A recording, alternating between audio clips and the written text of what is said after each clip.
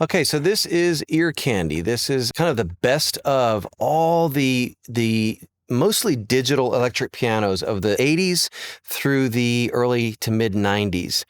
So let's start all the way at the back. This original patch comes from a DX7. You've heard it a million times, but you didn't hear it like that. Let's go back to how it all started. Let's turn off the chorus and all the effects and straight up DX electric piano. I never really liked this sound by itself, but you heard it everywhere. But you typically heard it more processed. So let's add some chorus. That already sounds a lot better. Of course, you can add some verb. And this verb, by default, if you see the red AMS button, that means it's the AMS RMX16, the nonlinear program, which that's why you see this non-lin 2 up here. By the way, these controls, unfortunately, they don't do anything. They're just ear candy, excuse me, eye candy, to represent the stuff that I sampled these sounds through in some cases. Over here, you got the Dimension D. You got the AMS reverb, which is the underlying algorithm you're going to hear in a lot of these patches. And then these buttons really are just to kind of represent all the different models that were captured for this release. You got synthesizers that started with the letters DX, TX, JX, JD, FS, SY, GS, and MKS, along with one or two other little bits and pieces here and there. So that Doogie Howser sound, for lack of a better word, if you want it, it's there. The rest of these sounds, I'm going to go in order. They're all going to be from DX Dreams, the original DX Dreams, then DX Dreams 2, and then I'll further explain things as we go. But a lot of these sounds, like this one,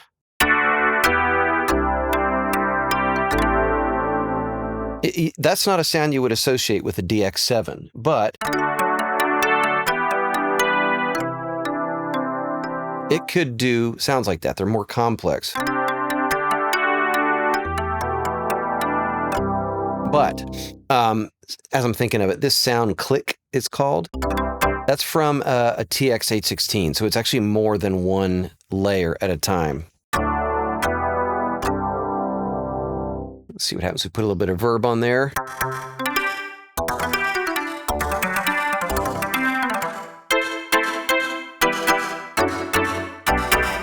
Already a lot more interesting with that AMS reverb. Also, you can turn off the AMS and switch on a traditional Hall algorithm.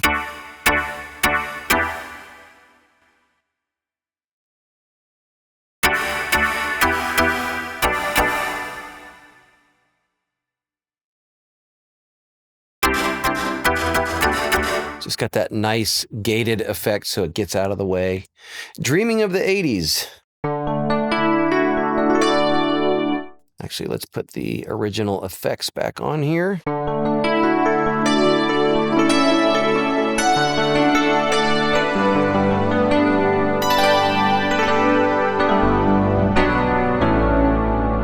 That really is kind of the 80s in one patch right there.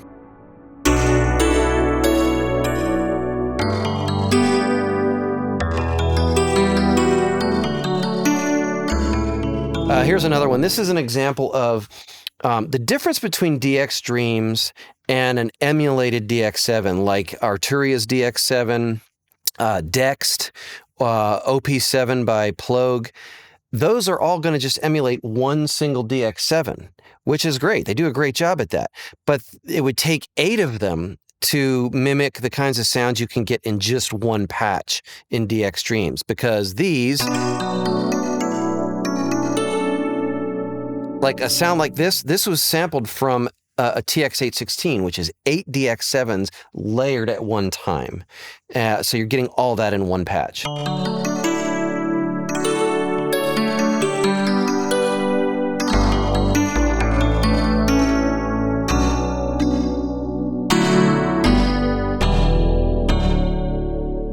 So, all right, DX Wurly. kind of a passable emulation of a Wurlitzer from a DX.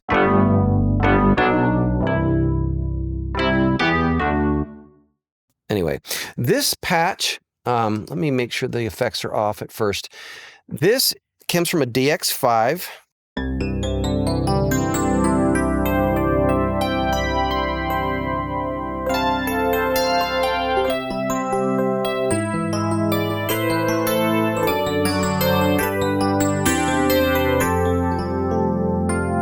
One of my favorite sounds of all time. This takes that original DX7 E piano, and first of all, there's 2 layers of it.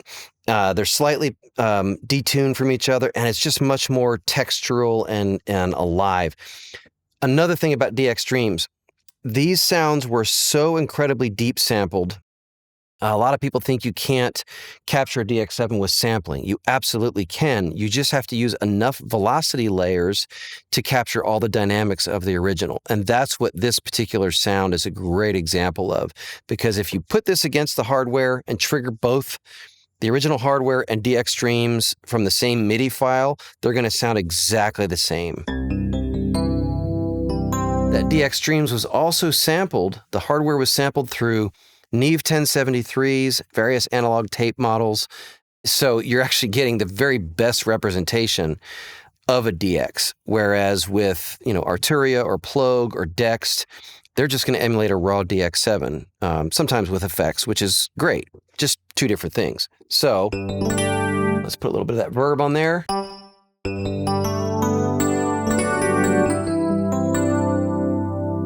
Delay.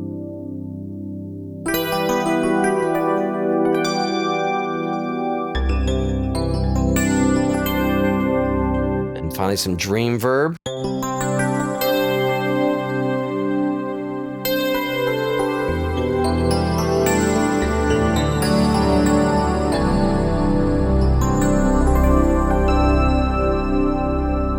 Just gorgeous. Last thing about these sounds is they do away with the polyphony limits of the original. A DX5 was 2 DX7s in one box, so you would have 16-note polyphony total. So if you're holding on the sustain pedal and you do a run like that, notes are going to start dropping out. Here you've got a full 64-note polyphony, even with big stereo layers.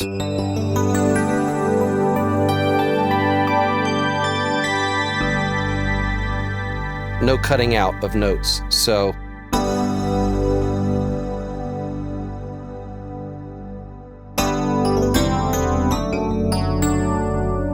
anyway, that's DX5 Dual EP. I'm going to start stepping through these faster and not talk as much.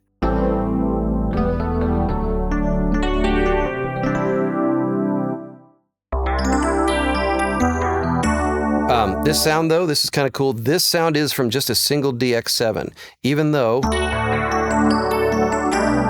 it's much more textural and it's got much more ear candy to it than that old EP sound. Let's go back to that, circa 83. That's the sound everybody knows. Oops. Much more complex sound, also out of a DX7, so kind of cool. Foster's Dream, it's worth setting this up.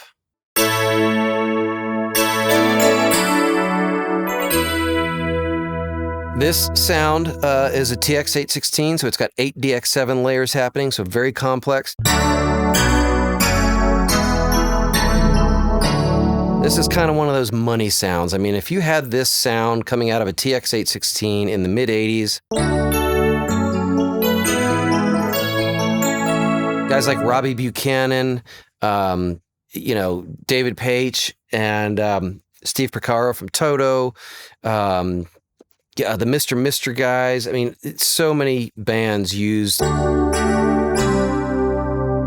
Bands, artists. I mean, this was such a popular sound, and this is way more than just that EP from the DX7.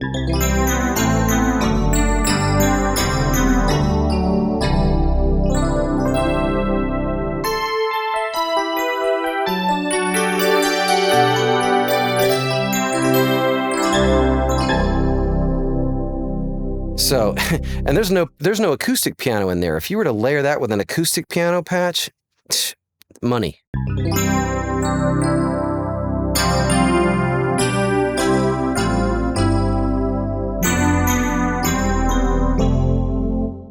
So.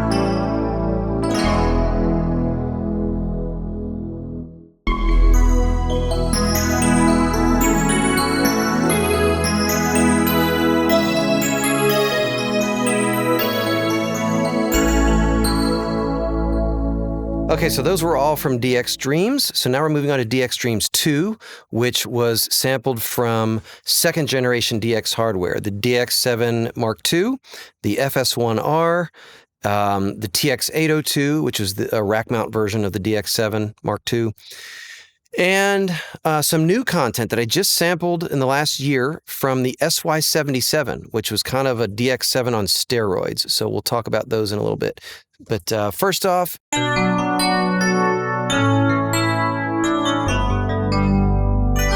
this was kind of the famous DX EP sound, but for a new generation.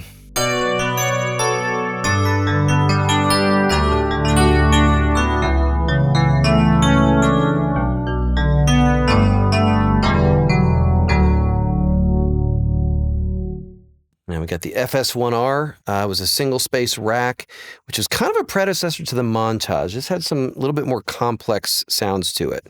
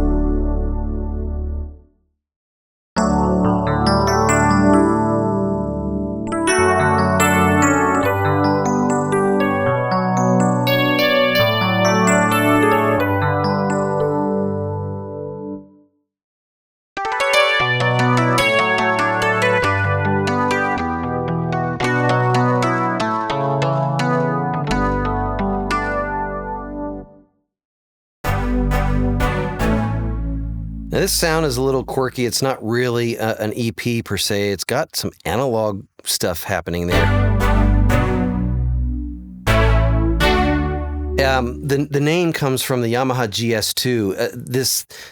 The kind of chorusy thing happening in the background that reminds me a little bit of the GS2.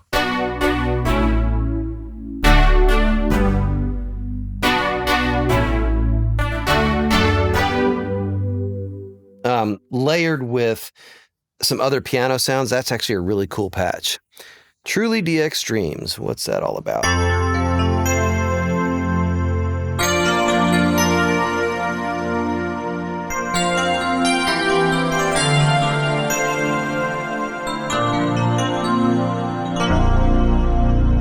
Yep. DX dreams indeed. Knockwurst, this was a sound from the TX802.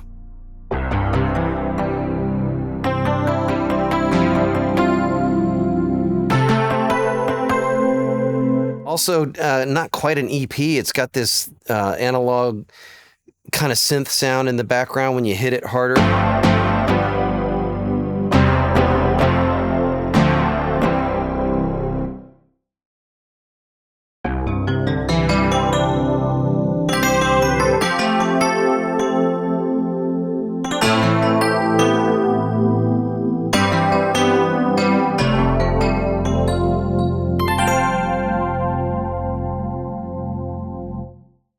Okay, moving on to the SY77. This was the third generation, really, of DX instruments, but it has a different name.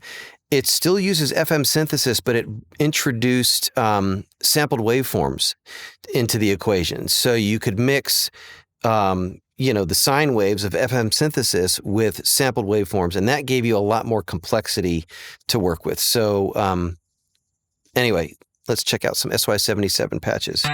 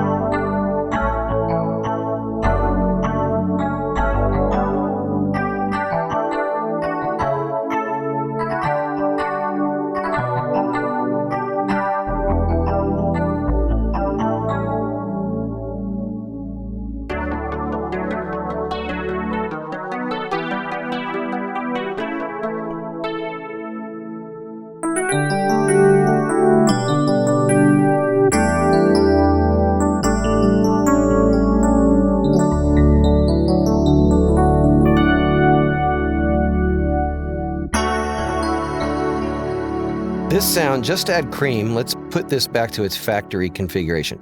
By itself. Okay, now this is how this sound is supposed to come out. I call this just add cream because it has no chorus. It's all mono. But it's a good example of what happens when you start adding effects to these. Let's just add some Dimension D chorus. Hear the difference? Mono. Chorus. Add some reverb.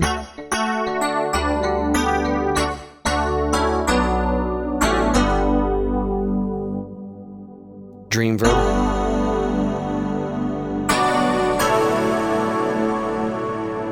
Too much, and then verb, or excuse me, delay.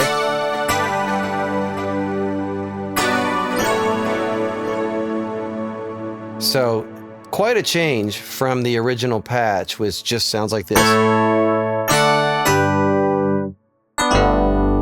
So, anyway, really cool.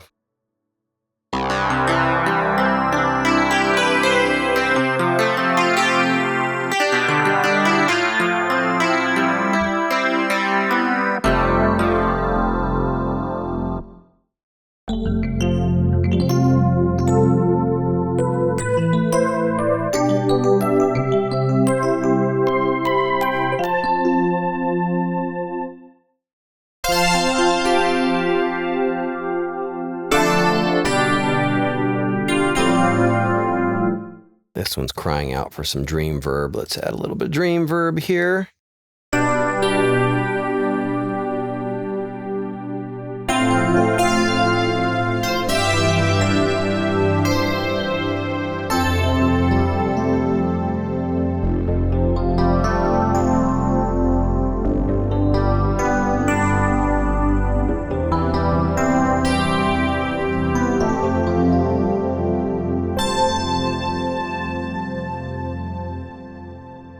Metropolitan Swirl.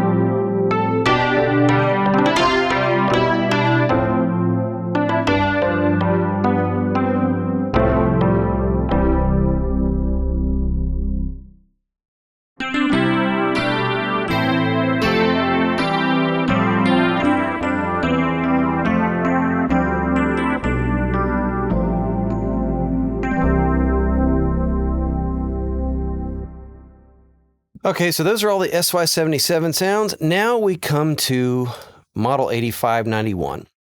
This was kind of a combination of things.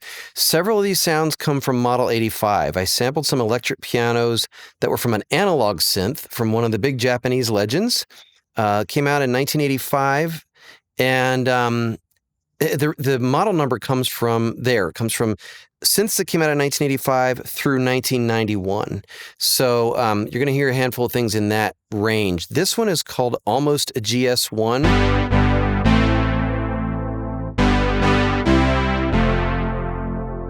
It reminds me a bit of a Yamaha GS1, GS2. We'll talk about that here in a minute, but it's more of an analog synth sound than anything.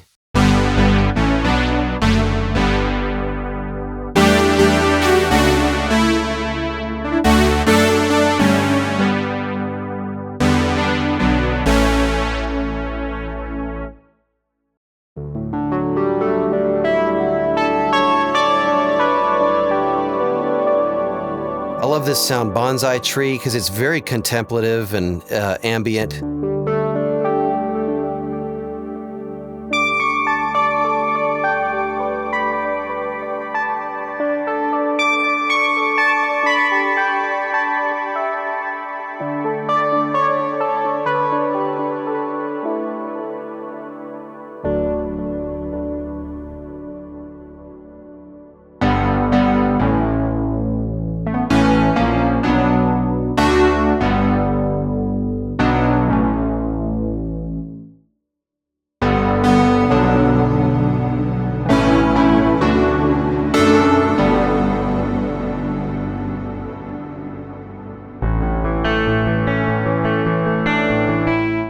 These two sounds, CP piano, mono, and stereo, these are from a JX synth from a Japanese legend, and they weren't too far off of an acoustic piano vibe, which was kind of impressive for an analog synth in 1985.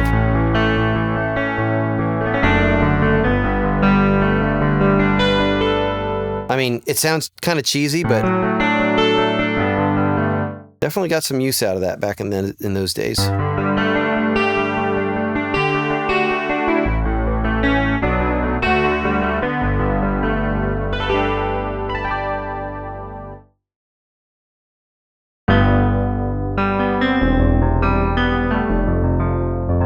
Not sure why I included this one. I can't think of something I would use this on today, but there's something about it.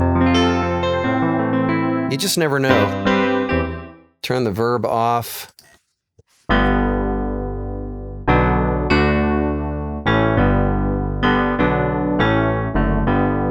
Might be able to get something out of that, put it through a fuzz box or something. Rubber Band EP. It's kind of like the almost GS1 patch from earlier. It's got more of an analog synth thing happening.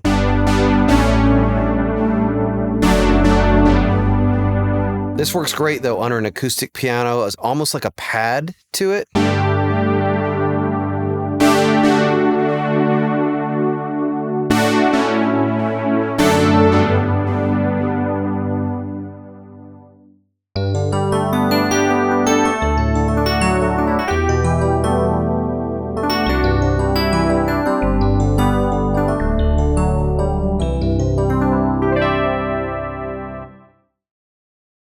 Okay, these next couple sounds that start with MKS, most of you are going to know what these are.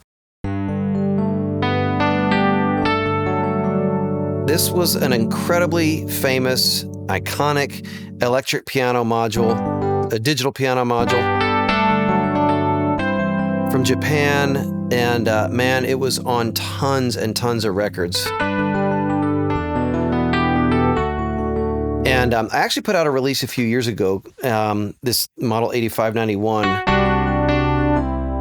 And I ended up pulling it from the market after just one day. I'm not going to get into why, but I decided to put these sounds back in here. They deserve to be in this collection because you can't do a collection of iconic EP sounds without these. However, I had to resample them from the original hardware to make them fit in this space, and I found some ways to do that. Primarily by sampling them in mono. Let's turn off the chorus. Now that's actually what the module sounds like, but it had this really well-known chorus effect. And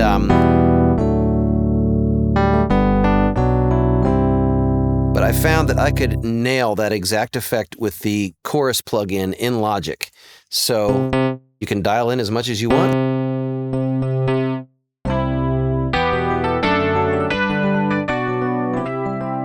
The artist I worked with for years, Michael W. Smith, he used this sound a lot in layers.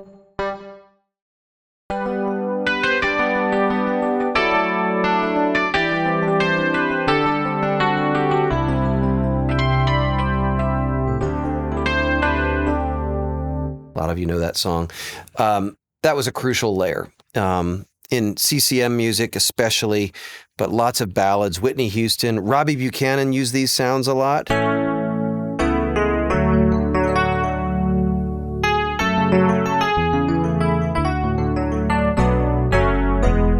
Let's turn the chorus off.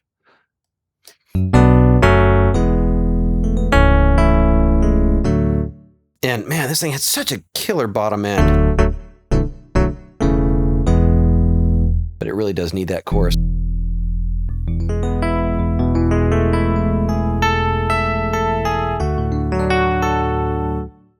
And then, of course, the acoustic pianos.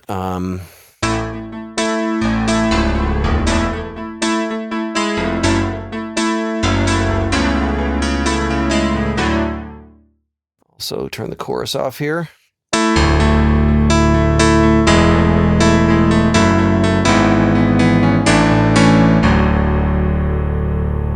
Still nothing like this sound. Let's see. Let's put some verb on this.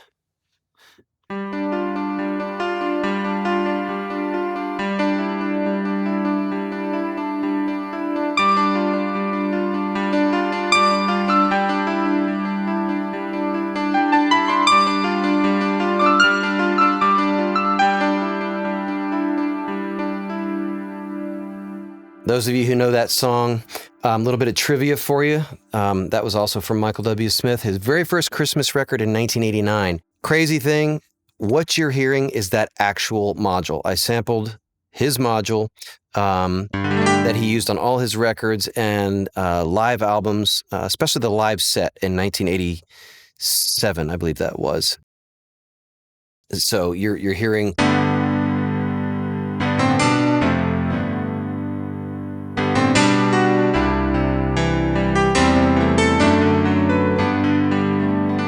That's the sound. You heard it everywhere. So that's piano 1. You got piano 2.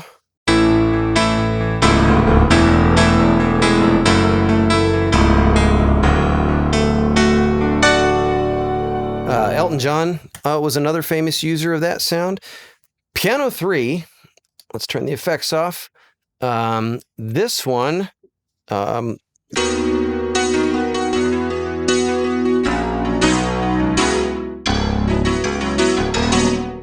you heard this especially in a lot of gospel music.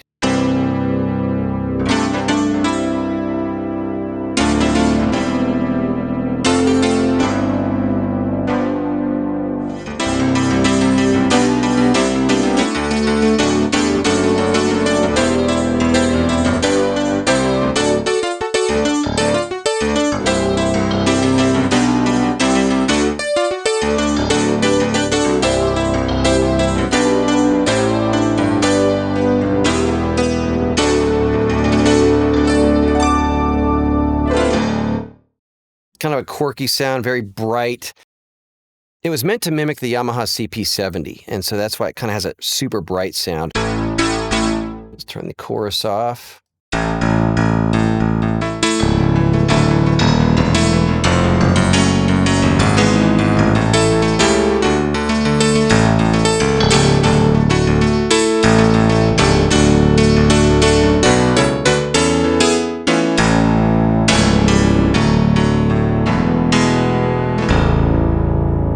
So, MKS sounds, they're back in ear candy. I managed, I was talking a minute ago about how I got to, I had to resample them to get them in here. What I did is I sampled them without the chorus, so I could sample them in mono, because I was able to recreate the chorus sounds using the plug-in here in Logic and MainStage. Sounds identical. So, there you go. Dream Crystals.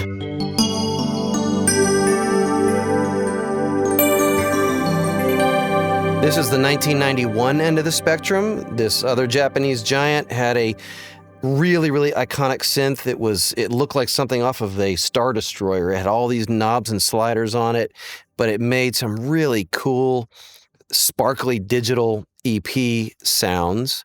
And that's what this is. You will recognize this sound most likely from this piece.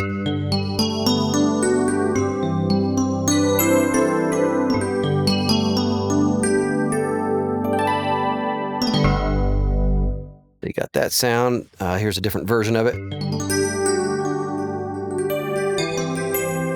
It's supposed to have this dream verb on here.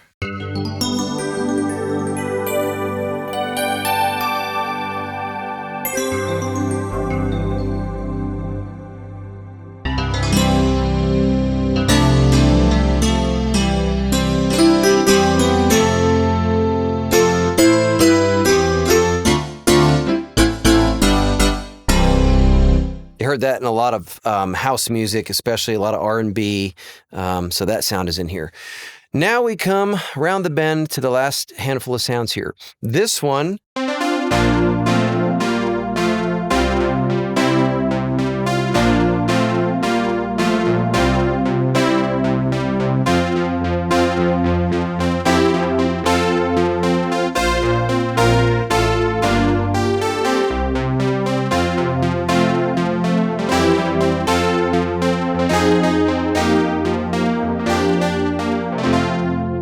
is from a Rhodes Chroma synth, and it's got a little bit of a gnarly edge to it, but that's that keyboard, so it also helps to layer it with some other stuff. Okay, going back to my former boss, Michael W. Smith, a lot of people have asked about this sound over the years. I called it Smitty's GS2. It was a Yamaha GS2, which was a predecessor to the DX7. It used an early version of FM synthesis, but it was a very, very different approach. It didn't have presets. You had to stick these magnetic card strips in it. That's how it would read patches, but it was a really unique and quirky sound. And it was all over his first couple records.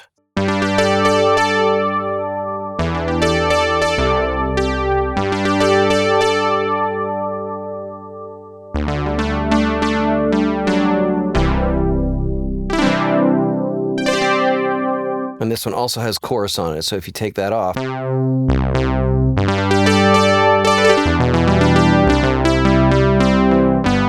but but the chorus was a big part of it. And I painstakingly matched it to the original.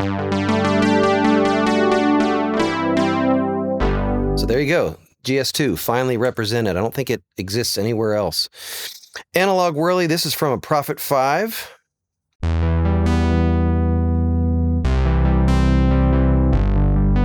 Which is not digital, obviously. Prophet 5 is an analog synth.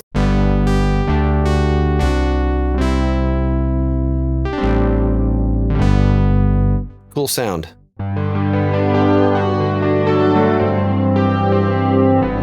That's also from a Prophet 5 that I sampled twice and then panned it apart so it has this big stereo sound.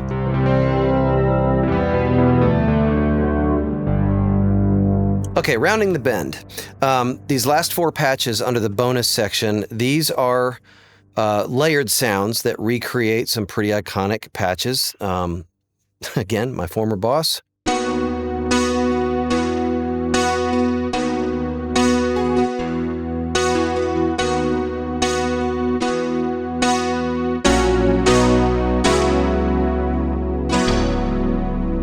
That is several layers of the MKS Piano. Secret World.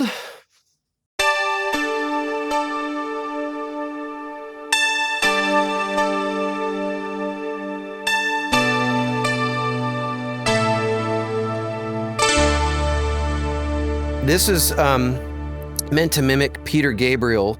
He used the MKS on his Secret World tour in the mid-90s, 1994.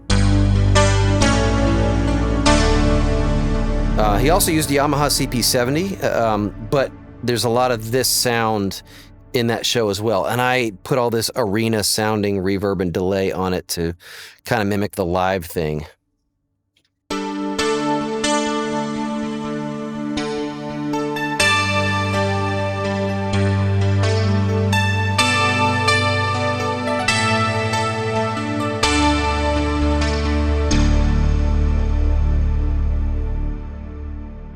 You'll know this one.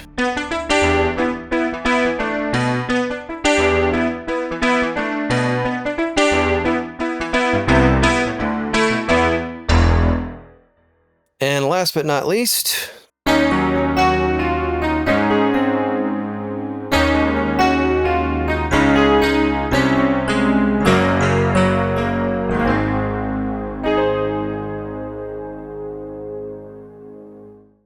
and finally, there are a few piano EP combos. I just used the Logic piano with most of these, and then added some of the EP layers.